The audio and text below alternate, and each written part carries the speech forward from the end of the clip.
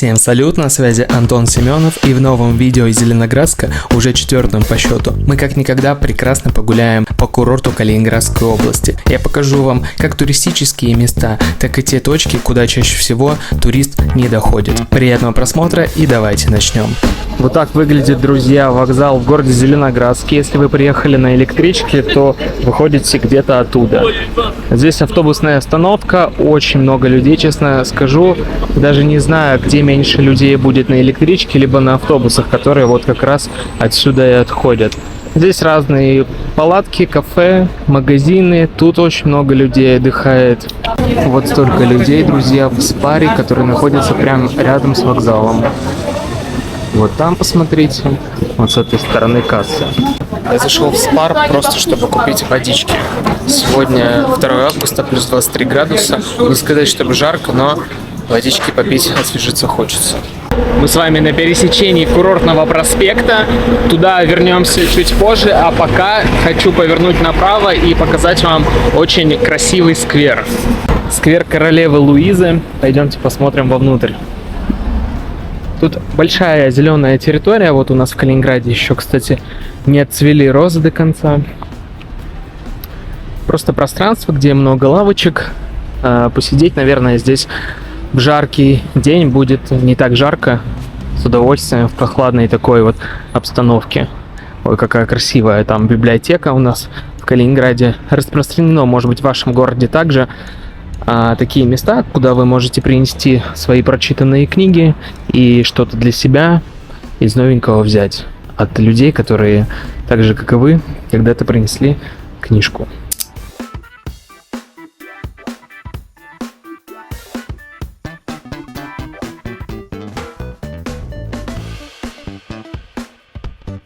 Тихонько высвободила из-под Устюши руку и, нашарив в сенцах подойник, пошла в стайку. Шумно дышала в темноте корова, смачно похрустывая на зубах жвачкой. Она нехотя поднялась, скосила на хозяйку сонные глаза, будто удивляясь ее раннему приходу. Городская легенда гласит, во времена визита в Кранц, а ныне Зеленоградск, в 1843 году король Пруссии Фридрих Вильгельм IV посадил в сквере, где мы сейчас находимся, дерево в честь своей матери, королевы Луизы. Конец. Городской архив Кёнигсберга в Берлине. Дерево вязь. Кстати, друзья, если вдруг вы не смотрели видео советско, где целый мост посвящен королеве Луизе, то прямо сейчас это видео появилось на экране. Ну а мы покинем этот чудесный сквер и отправимся в не менее красивое место. Хочу отметить не так давно отремонтированную улицу, то есть параллельно вот этой улице идет курортный проспект. Здесь 2 полосы для пешеходов и вот велодорожка, по которой я иду. Это улица Московская. То есть можно сказать, что это 2-я линия. Там, вы знаете, курортный проспект, супер проходимая улица. И здесь достаточно немного людей. И по щелчку пальцев я сейчас вас перемещу вот отсюда туда. Но вернемся обратно на улицу Московскую, а конкретно к дому номер 17, и вы просто должны это видеть. Легкое, аккуратное граффити, 3 котика, балкончики все в цветах. Там вот из-за деревьев скрывается красивая крыша.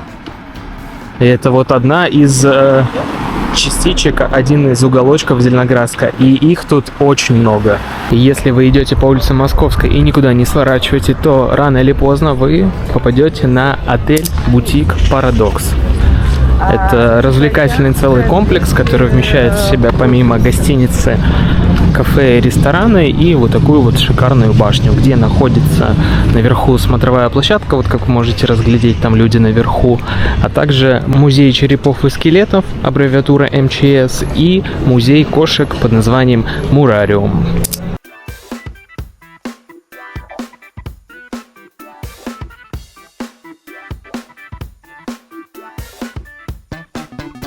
Рекомендую ходить не только по центральным улицам, еще сворачивать куда-нибудь, хотя бы ради интереса.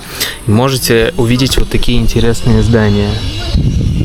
Посмотрите, тут столик стоит, какая-то такая деревянная изба, словно. Как раз вот находится рядом с этой башней.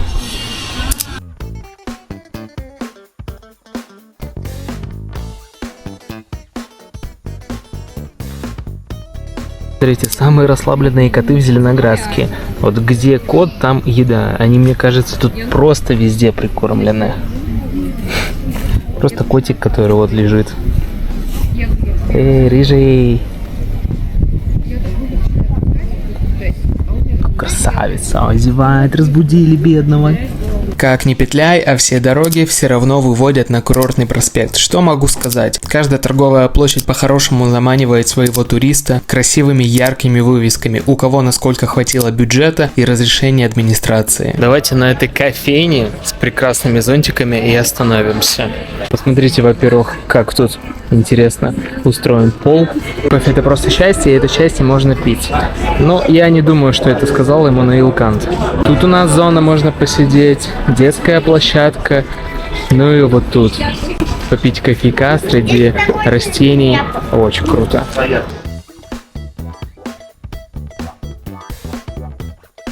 Очень все так интересно выглядит. Например, вот Павлова 180, чизкейк. Ну, карамельный такой себе, как всегда. А вот ягодный, например, 250. По-моему, очень сладкая цена. Сан-Себастьян 260, Наполеон 240. Цены, ну, на самом деле, для такого места очень приземленные. Капучино я взял 180 рублей за 250. И на курортном проспекте даже, посмотрите, ЗАГС есть, какой шикарный. Украсили здание бабочками. Какой у него прекрасный презентабельный вид. Это я все к тому, друзья, если вдруг вы хотите расписаться в Зеленоградске, в Калининграде, вообще в любом городе Калининградской области, то я буду вашим помощником, тем человеком, кто запечатлит ваши моменты на фотографиях, потому что я являюсь фотографом, провожу парные, индивидуальные, семейные, в том числе свадебные фотосессии. Я знаю, что вы, дорогие мои туристы, основная масса моих клиентов, потому что 90% людей, кто записывается ко мне на фотосессии, это туристы. Жду у себя на фотосессии, контакты мои смотри в закрепленном комментарии. Ну а мы, естественно, продолжаем дальше. Если вы меня спросите, где купить сувениры в Зеленоградске, то вот здесь. Вот здесь, вот здесь, вот здесь, вот здесь, вот здесь, вот здесь, вот здесь и вон там. Просто на каждой палатке написаны сувениры. Если хотите, ради интереса посмотрим, сколько это все стоит. Здравствуйте, а вот такой браслетик сколько стоит? 800 такой. 800. Все понятно. А что чаще всего туристы берут? Делаю видео для туристов. Я бы не выделила какой-то Ничего не выделяете? один, да. То есть у нас дело в том, что кто-то специализируется там, допустим, на латуни, кто-то там на своих изделиях, на авторских изделиях. То есть как бы сейчас больше, наверное... Возможно снимать? Да, сейчас больше, наверное, туристов все-таки привлекает что-то интересное. Даже не янтарь? Вы меня сейчас пугаете вот почти. Вот такого рода. Вот такого рода привлекает туристов? Да. А что это? Это вулканы. Вулканический камень. Да. А вот эта кожа настоящая? Да нет, конечно, это прессованная кожа. Прессованная. Здесь такой застежечка. Стоит настоящих денег. Хорошо, вот этот сколько стоит? Такой в районе 1000 рублей будет стоить. Как вы считаете, в этом году больше всего туристов? Либо в том году было больше? В том году, вот по моему опыту, в том году было больше. Серьезно? Я лично в этом году ощущаю на себе. Я, конечно, не знаю официальную статистику, но у нас, ну так скажем, по продажам, да. В том году было больше. У нас есть Зеленоградский пирс, который идет прямо в море. А с этой стороны есть возможность набрать минеральную воду в бутылку. Давайте подойдем поближе и посмотрим. А здесь пока что можно наблюдать только будущей гостиницы, наверное. То есть тут когда-то была, наверное, не гостиница, наверное, какой-то дом. Он сгорел, долгое время стоял без ремонта, и сейчас вот наконец стали восстанавливать. Очень много здесь воды, прям вот люди, видно, стоят в луже. Но у меня нету с собой, друзья, бутылки, не знаю, где вам показать. Здесь кран не работает. Здесь работает, да? А какая она по вкусу? Выдохшаяся минералка? А, она еще и соленая даже? Нет, там же есть какие-то кальциевые соли. А что это за вода? Это вода с моря обработанная? Нет, это минеральная скважина. А, скважина, понял. Пирс, по которому я иду, иногда, когда сильные шторма на Балтийском море, закрывается. подниматься, то есть тут уже не походишь. И чтобы вы понимали, волна, точнее брызги достигают вот прям верха. С этого пирса ловят камбалу. Вот как вы можете видеть, очень много рыбаков в конце. И вот здесь один человек. Здрасте, поймали, да, уже? А это что, это плотва? Селедку. Селедку? Первый раз вижу. На камбалу не закидываете? Там было там дальше. А, вы здесь на селедку ловите. Интересно. Вы меня удивили. Вот о чем и говорила за ветра. Нижний ярус пирса, видите, на реконструкции. Тут, конечно, люди все равно сидят, ловят рыбу, но ограждения, которые некогда стояли там, их почему-то сюда. А также, видите, из-за влажности, что ли, либо из-за того, что постоянно волна омывает, опять-таки при шторме, вот эти ступеньки, они все заржавели. Ну и вот эти колонны стоят бы как бы тоже немножко, так, не знаю, подкрасить или что. Немножко он в таком непрезентабельном виде, но все равно это не мешает. Вот посмотрите, сколько людей. Сфотографироваться здесь просто нереально, наверное. Каждый раз кто-то ходит и не дает сделать фото.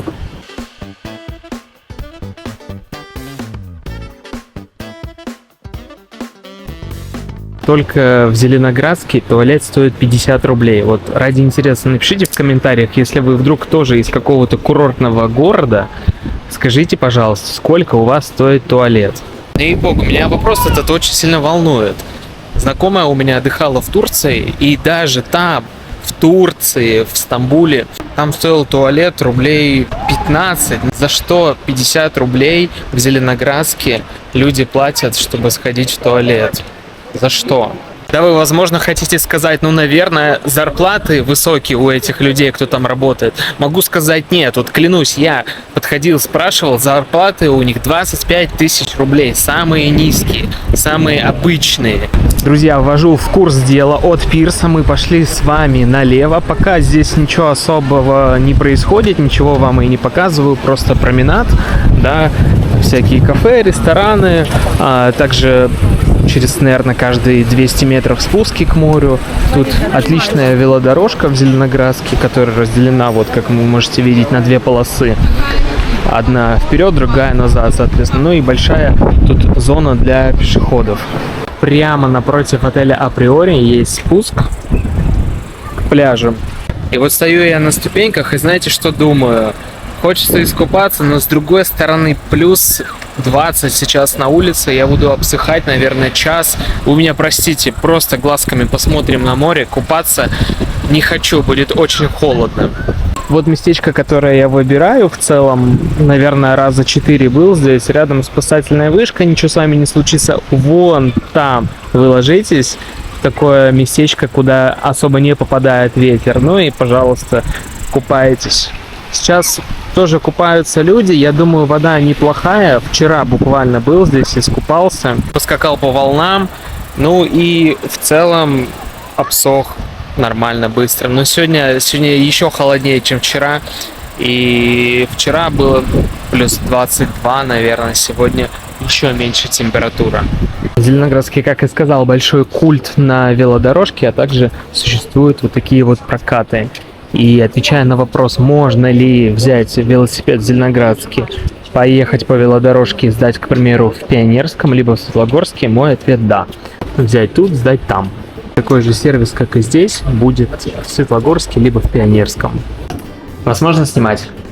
Я делаю видео для Ютуба, обзор. Скажите просто туристам, сколько они должны денег заплатить? Взять велик тут, сдать в Светлогорске. Ну, обычно до Светлогорска доезжают часа за 3 в спокойном темпе. Прокат на 3 часа стоит 700 рублей. И 300 рублей еще доплата за сдачу в другом городе. Понял. То есть в среднем получается 1000 рублей за взрослого велосипеда. А на сутки, если, например? У нас есть день 1200 и сутки 1500. Понял. А если 3 часа по Зеленоградску хотят покататься, это 700 рублей. 700 рублей, да. Все, понял, спасибо большое. Я, значит, друзья, ходил, в одно кафе зашел, в другое, как-то вот не нравится, нигде нету розеток рядом со столами, чтобы мне камеру подзарядить. И вы просто не представляете, куда я попал. Чисто случайно, я здесь впервые, Обращайте внимание на этот поднос, просто посмотрите на эти порции. Я взял, значит, боул с цыпленком, это стоило 480 рублей. Вот чек. И подумал, блин, ну, наверное, маловато, как всегда, там сгулькин нос. И заказал вот такой салат. Ну, это целые 2 миски, я точно возьму с собой.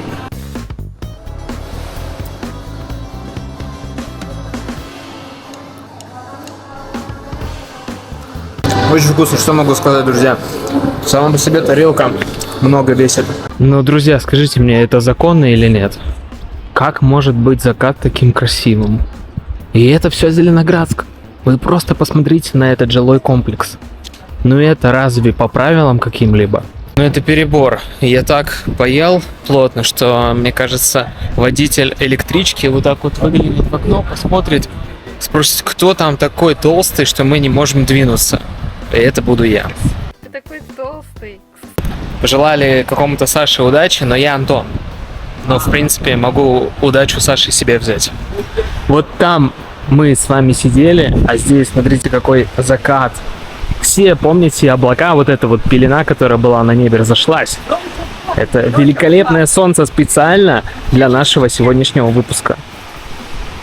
Также я узнал, что в кафе «Резиденция» есть вторая зона, такая, знаете, летняя терраса, а вот здесь устрицы, шампанское, и у них вот тоже там сбоку можно разглядеть, есть уличные столики. И, друзья, давайте закончим на фоне этого прекрасного заката. Ну, честно, вот больше и не надо, мне кажется. Это, знаете, я словно сердцем почувствовал, что здесь можно закончить выпуск.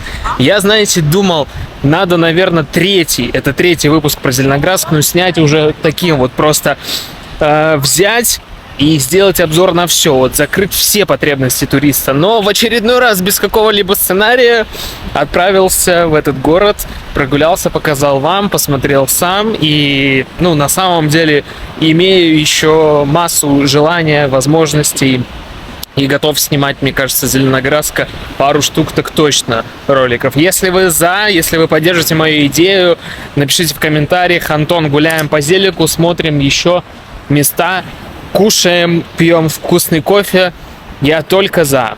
И если вам это видео понравилось, поставьте лайк, подписывайтесь на канал. У меня очень много полезной информации про Зеленоградск. И мы увидимся в новом видео, возможно, даже Зеленоградска. Пока-пока.